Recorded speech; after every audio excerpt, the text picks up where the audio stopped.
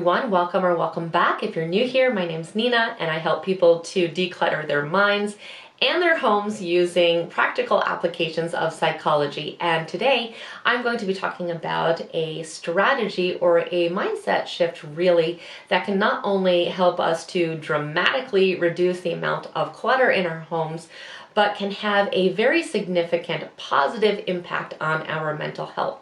So I will give you a very specific exercise and strategy that you can start utilizing today so that you can start to see results as soon as possible. Now, as we jump into this, I am going to assume that your life is pretty full. Maybe you are a caretaker or a parent, or you have a demanding job, and maybe on top of that, you have some challenges and difficulties and strains in your personal life. I'm also going to guess that you feel pretty overwhelmed a lot of the time, not only by the amount of tasks that you need to accomplish, but also by other aspects of your life that tend to take up a lot of emotional and mental space. This is something that I have found to be true of most people. Now, I have made many videos about how any of these things can really cause clutter to enter our lives and stay in our lives.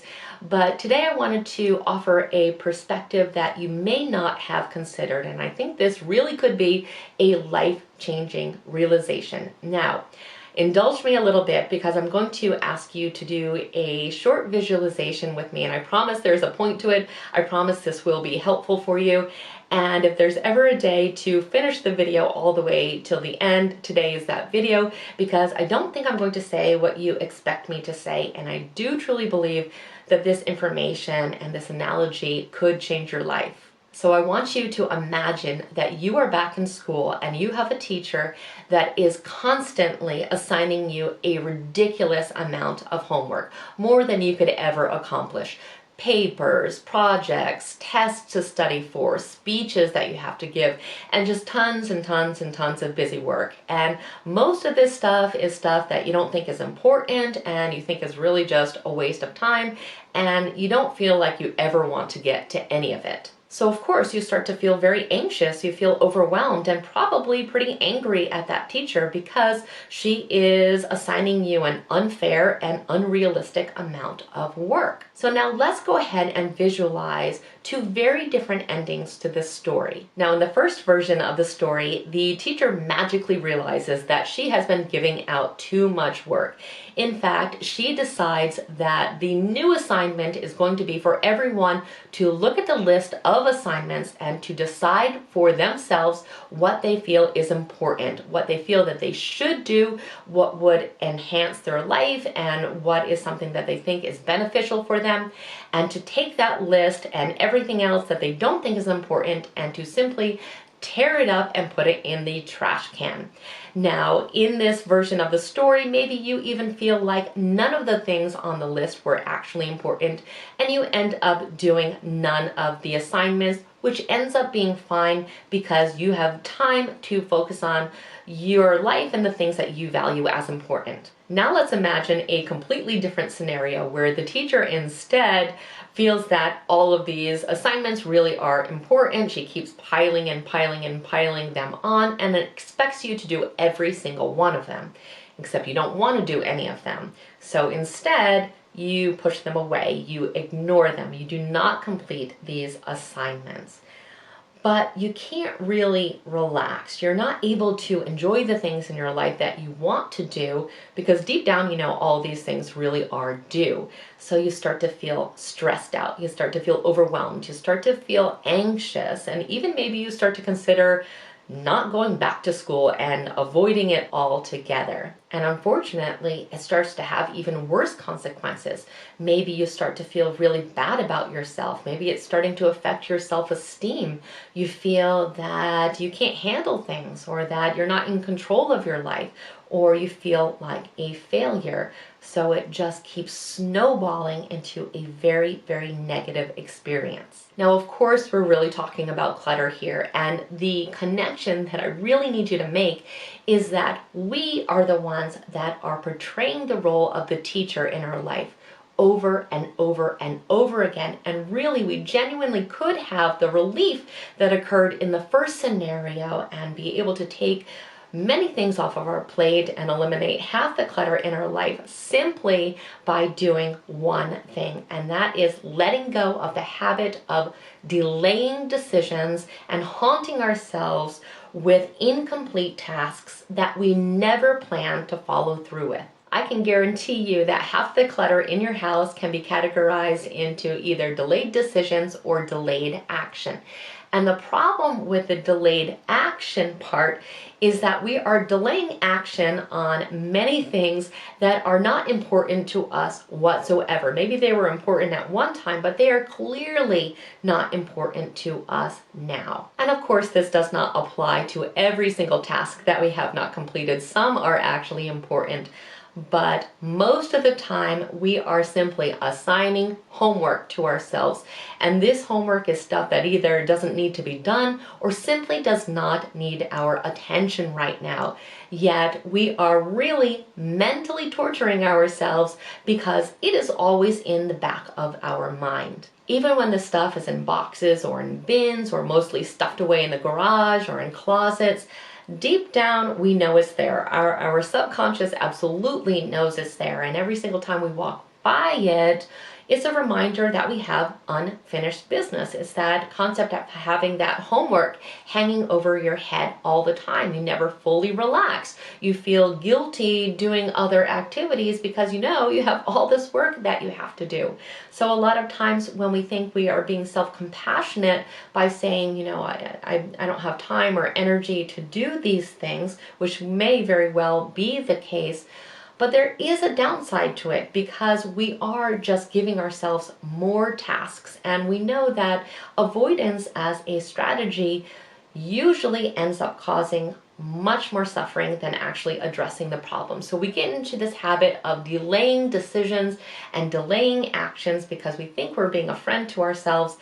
But really, this is something that is detrimental. This is something that is very negatively impacting our mental health. So in this sense, every single time we are delaying action and delaying decisions about what we should do with all this stuff, we are simply piling on more and more homework for ourselves, which, just like in the second teacher scenario, really does make us feel hopeless and helpless and overwhelmed and stressed out and anxious, and really prevents us from ever being able to fully relax and to enjoy our life because we have all this stuff hanging over our head. And I know a lot of times we think we are successfully ignoring it, but I want you to know that that is never truly the case. So for example, a lot of times I will go with people through their house and we will talk about the clutter. So they will say, well, this is a bunch of stuff that needs to go to charity, or this is a bunch of stuff that I think I'm going to make into a scrapbook, or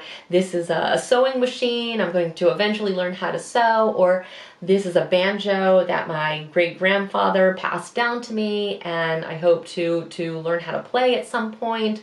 This is a bunch of clothes that I have to go through. I don't know what fits and what doesn't.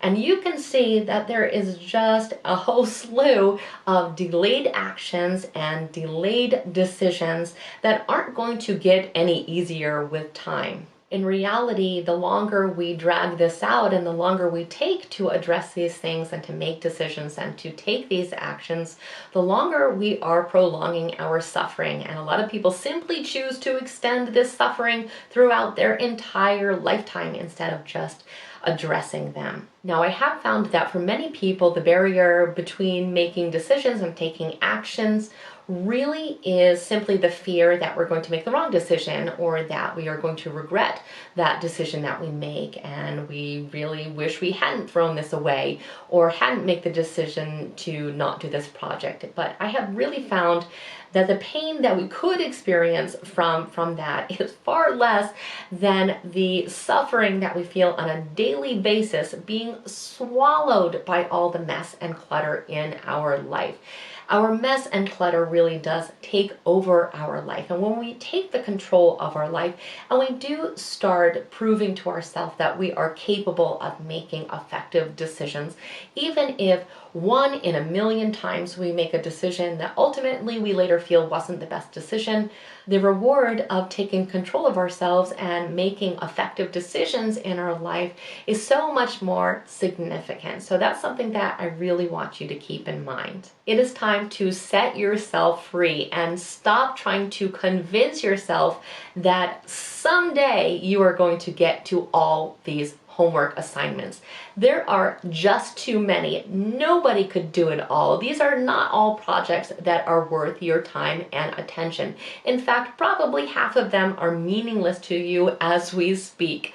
So let's talk about how we can start to break ourselves of this habit and really to let ourselves experience the joy of making decisions for ourselves. Remember, we need to actually have time to address the things in our life that are important, and not just things that are important, but also things that we enjoy. We want to be able to have a nice clear space both mentally and physically so we can create the life that we really want to live. So how can we do this? One thing that has been incredibly helpful to many of my clients is to simply grab a notebook and to go through the house, and if the house is too overwhelming, just go through one room or two rooms and write down all the unfinished business, all the decisions that we haven't taken, and all of the actions that are either incomplete or that we haven't started yet. So the overstuffed closets, again, the things that we started on or we maybe hope to start on,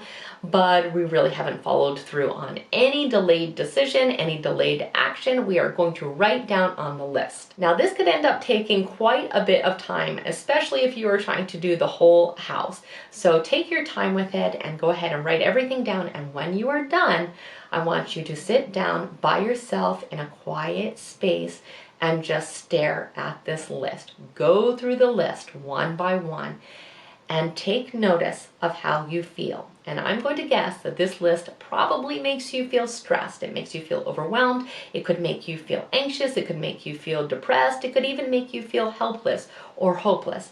But take a moment to really notice how this list makes you feel. And then I want you to take a second look at that list. I want you to go through that list and be really honest with yourself. Which of these things are you procrastinating because they're really not that important to you? Deep down, it really doesn't matter either way what happens to these things. Maybe these are projects that you don't care if you ever get to, or these are hobbies that deep down you know you didn't care enough about to really follow through with. I want you to really identify the things on this list that really could go. If someone had a magic wand and could just evaporate all these things and just take them out of your house, which of these things could you let go of? And I want you to think of at least 1 to 3 things from that list. Now, if you are able to think of more things, great. But let's start small. Let's find at least one homework assignment that we could take off our plate. Ask yourself what bricks you can take off your shoulders right now. Which of these things are unnecessarily robbing you from the peace in your life? Is it the dresses that you're never going to wear? Is it the puzzle you're never going to complete? Is it the sewing machine that you really just aren't that interested in learning to use? Which of these things are cluttering up your life mentally and physically that you can take off your shoulders? Let's get rid of some homework. Now, to be perfectly clear, I want to remind you that there are important things in your life. There are projects that deserve to be finished. There are hobbies that certainly will bring us joy. And maybe even, getting rid of a lot of this clutter will give you mental space and time and energy to address those things. So we're not talking about any of these things. We're just talking about the things that are causing you to experience overwhelm for no good reason. And once you have identified these things, I want you to right now write down on the list what specifically you are going to do with those items. If it's the dresses that you're never going to wear, are they going to be donated? Are they going to be given to a friend? What is specifically going to happen to them? Make a decision right now. For everything you put on your list, I want you to make a firm decision. And then I want you to look at your list and see how relieved you feel. And just know that this is something that you can repeat daily. You can go through this daily and take as long as you need until you have addressed every single homework assignment in your life. And then you can commit to yourself to stop giving yourself homework assignments. When you have something that needs to be done, schedule a time to do it. Make a firm decision. Stop making these delayed actions and delayed decisions hang over your shoulders all the time. Remember how good it felt in our visualization when the teacher allowed us to simply tear this stuff up. When we learn to empower ourselves and to take action in our life and to take decisions, it creates this new version of ourselves that we can be really proud of, that is someone that is able to really have control over their life. Because right now, our clutter has control over us. And if we can just simply adopt this new habit, you are going to see how much significant change that you are going to have in your life, not only in your physical space, but again, in your mental space as well. It's going to impact your mental health in such a significant and positive way. So I would love to hear your thoughts on this, and I would love to hear what homework assignments you have been giving yourself and what homework assignments you are ready to throw in the trash can. Please leave a comment, and please go ahead and check out the full playlist I have on clutter and disorganization. I truly hope it can be a source of support for you, and please know that I am always making more videos on this topic because this is something that I struggled with for most of my life, so I can greatly sympathize, and I love to provide support and resources in this area. Also, if you enjoyed this video, please like it, share it, and definitely become a subscriber. We absolutely want you to stay connected, and I look forward to seeing you next time. I hope the rest of your day is absolutely extraordinary.